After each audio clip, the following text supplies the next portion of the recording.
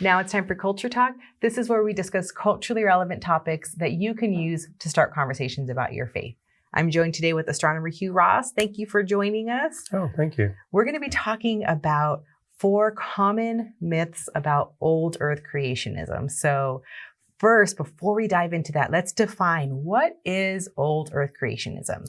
Old Earth creationism is the belief that the time period for creation is not just thousands of years, but is billions of years for the Earth and the universe. Mm-hmm. Recent date for humanity, but an old date for the Earth and the universe. So kind of a common myth about old Earth creationism is a billion years old universe contradicts a literal interpretation of the creation account. So how do we understand that from an old Earth perspective? It's to take the Bible literally and consistently.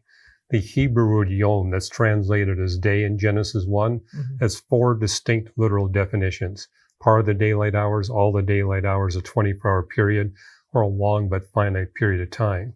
You don't have to be a Hebrew scholar, because 3 of those definitions are used on the first page of the Bible. Creation day 1 is talking about the daylight hours. Creation day 4, 24 hours. Genesis 2:4 uses that word day to refer to the entirety of creation history. And notice there's no closure on day 7. There's no evening and morning phrase for the 7th day. And if you go to Psalm 95 and Hebrews 4, it tells us we're still in God's 7th day. So these days are not 24-hour periods. They're consecutive long periods of time. And hence there's no conflict with the dates that we get from astrophysics and geology. So we aren't taking the interpretation that the Genesis creation account is myth or allegory. That Not at all. I mean, in fact, I would argue the only literal way to understand these days of creation is that they have to be 6 consecutive long periods of time. I mean, if you integrate all the biblical texts, it tells us which of the literal definitions is the correct one. So we've established that it's possible to believe in a literal interpretation of the creation account from an old Earth perspective. Not only literal, but probable. Right. But what about Adam? Because a big myth is that if you're an old Earth creationist, you don't believe that Adam was a historical figure. Well, as an old Earth creationist, I've always believed that Adam and Eve are historical figures, and all human beings are descended from Adam and Eve. I don't take the position that they were created in 4004 BC. I think the genealogies allow for a little bit of time earlier than that. However, I'm not saying that God created Adam and Eve millions of years ago. No, we're talking a few tens of thousands of years ago that God created Adam and Eve. If you look at Genesis 2, it talks about God creating Adam and Eve in a garden where 4 known rivers come together.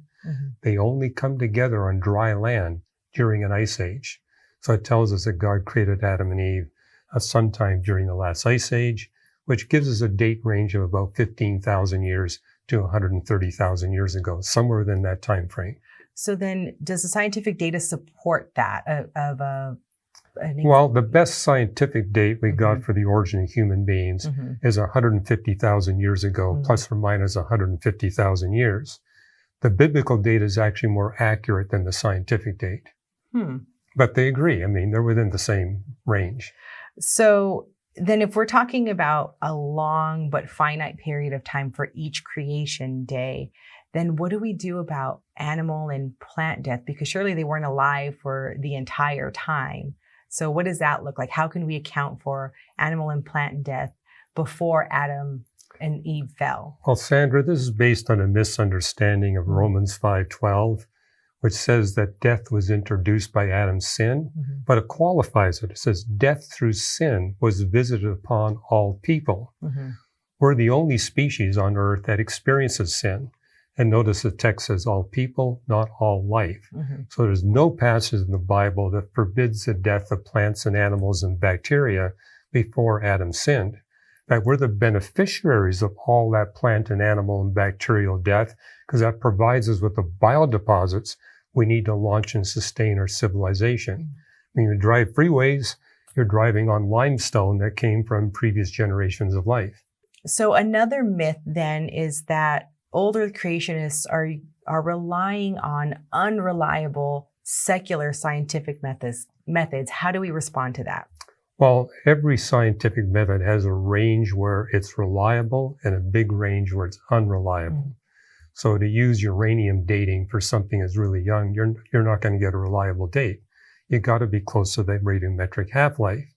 However, we've got multiple dating methods, and not all of them are radiometric. We've got many that are not radiometric that establish that the Earth and universe indeed are billions of years old. For example, we have a good 15 distinct dating methods for dating the age of the universe, and they all come in at about 13.8 billion years ago.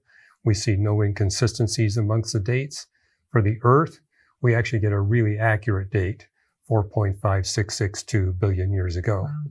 Thank you so much for that, Hugh. If you want to hear more on this topic, also check out Hugh Ross's book, A Matter of Days. You can find that on shop.reasons.org.